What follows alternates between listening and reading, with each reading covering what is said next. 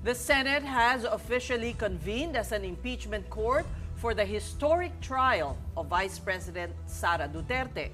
Ironically, it was unwittingly prompted by her ally, Senator Bato de la Rosa. And live from the Senate, we have mobile journalist Merrimon Reyes. Merrimon, may tatlong senador pala na hindi nagsuot ng robe. Ano bang ibig sabihin nito?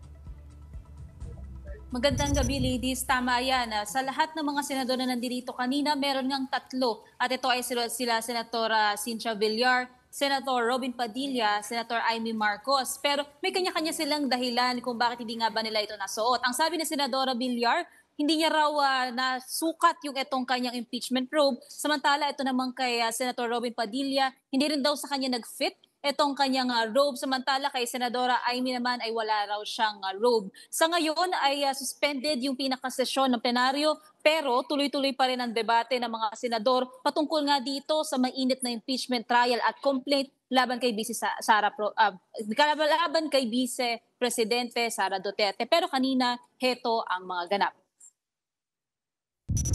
On Tuesday afternoon, Senator judges have already taken their oath for the ouster trial of Vice President Sara Duterte.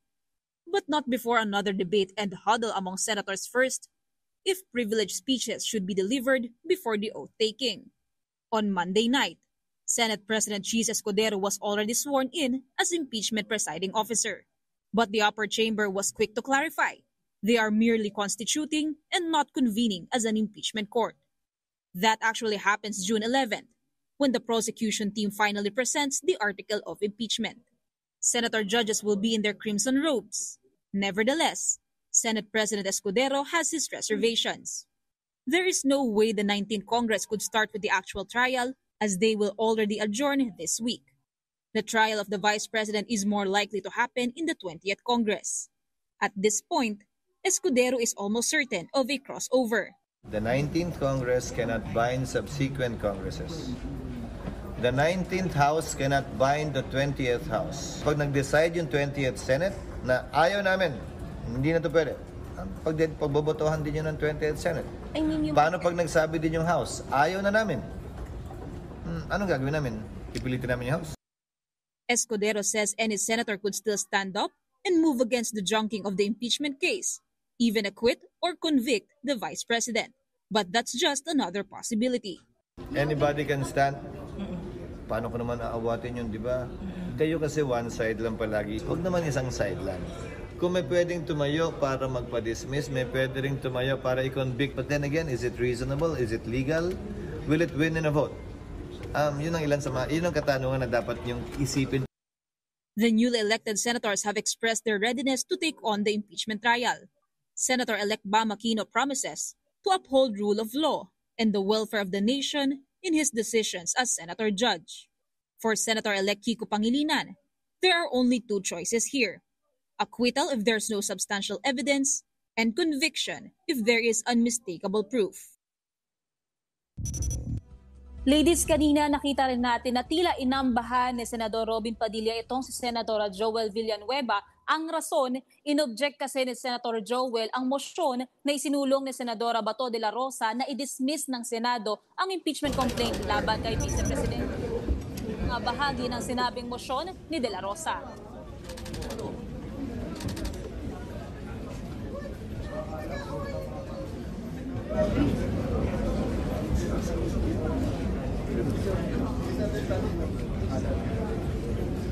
Naghihingalo na po ang buhay ng 19th Congress.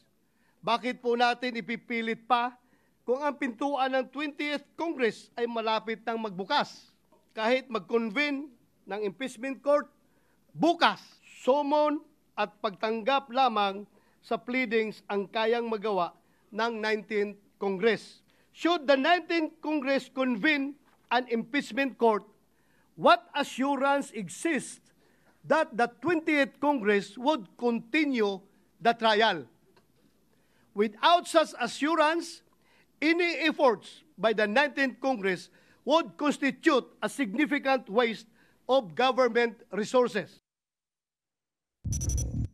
Tila nagkaroon din ng agawan sa mikropono sina Senadora Risa Hontiveros at Senadora Amy Marcos. Sa simula kasi ng sesyon kanina, umapela si Senadora Risa naunahin na muna ang oath-taking ng mga senador bilang senator judges tsaka ipagpatuloy ang kanilang interpellations o privileged speeches. Sinubukan naman ni Senadora Marcos na sumingit pero dito sinuspinde ni Senate President Cheese Escudero ang sesyon. Narito ang bahagi ng kanilang tila sagutan.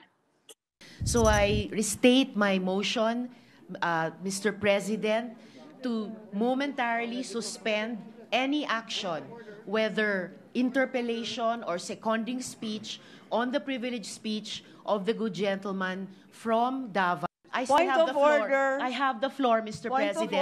I have the floor, Mr. President, to make way for taking of the oath before the presiding officer. I'd just like to reiterate that I wasn't being rude, but simply recognizing the fact that the point of order takes precedence over all other motions. Also, that there is, in fact, a motion already pending on the floor, already acknowledged as well by our majority leader, which requires a vote.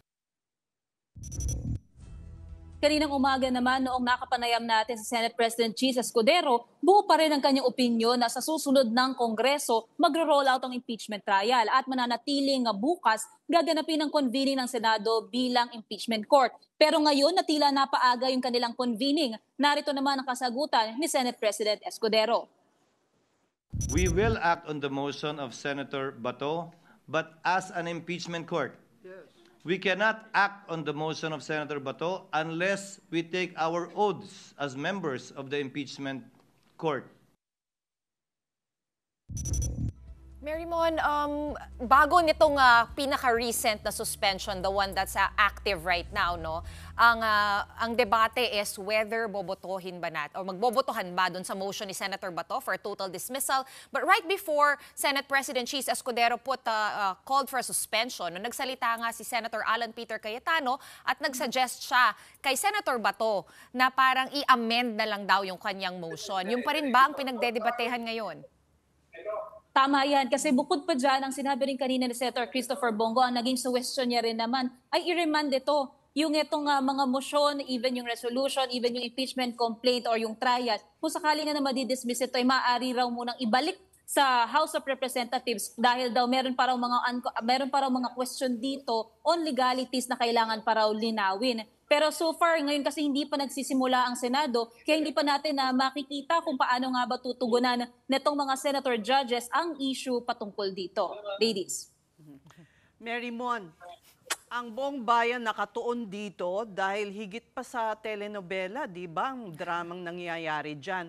Pero apparently, nag-apologize naman ata si Senator Robin Padilla kay Senator Villanueva pagkatapos silang nagkaroon ng konting sagutan. Tama yan. Kasi kanina rin pagkatapos nilang magkaroon ng tila ambahan, nagkaroon naman ng humarang naman itong Senatora Bato de la Rosa.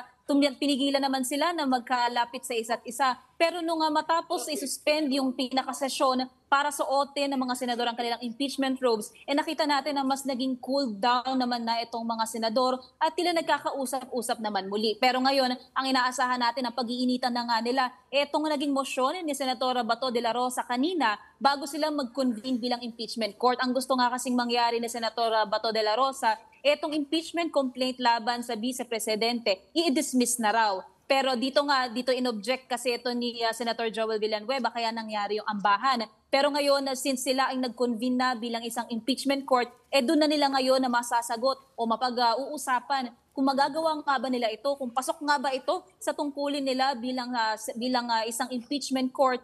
Pero ang malinaw kasi sa ngayon, ang sinasabi dito ni Senator Coco Pimentel, magiging unconstitutional nga raw kung sakaling i-dismiss nila ito. Dahil ang kailangan nilang sagutin bilang impeachment court ay bumase doon sa mga ebidensya at mag-roll out yung pinaka-impeachment trial. Yung dismissing, hindi ito manggagaling sa kanila. Ladies. Mary Mon, linawin natin kung hanggang saan